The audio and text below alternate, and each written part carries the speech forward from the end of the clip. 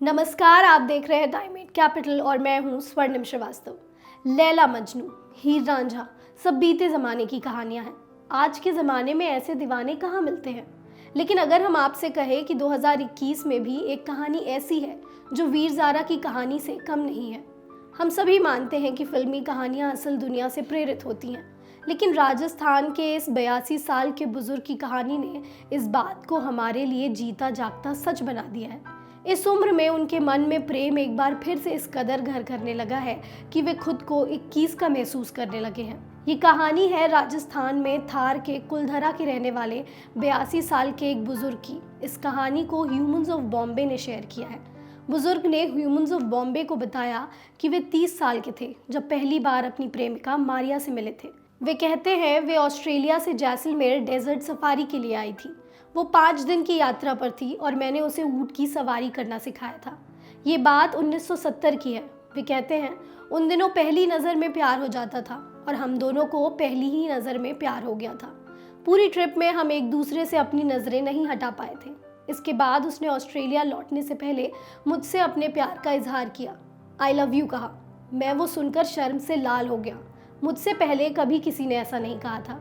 मैं इतना शर्मा गया कि एक भी शब्द नहीं बोल पाया, लेकिन उसने मेरी फीलिंग्स को समझ लिया था और उसके ऑस्ट्रेलिया जाने तक हम लगातार एक दूसरे के संपर्क में रहे। वहीं ऑस्ट्रेलिया जाने के बाद भी मारिया उन्हें हर हफ्ते चिट्ठियां लिखा करती थी।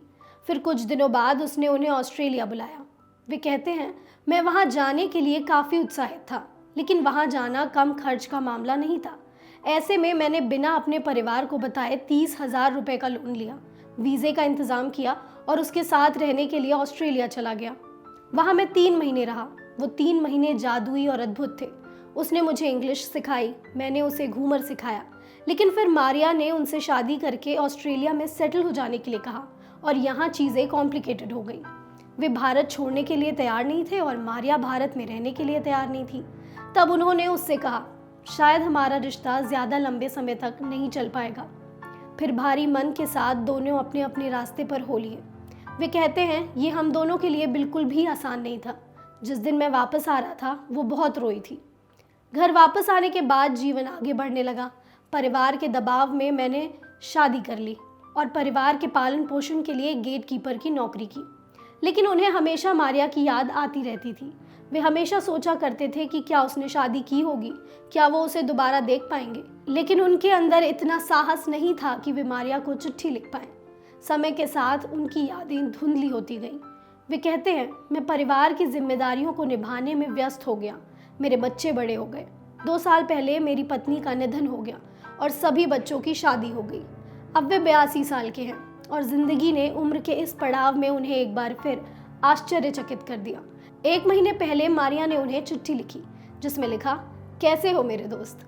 वे कहते हैं 50 साल बाद उसने मुझे पा लिया। तब से हम रोज़ कॉल पर बात करते हैं।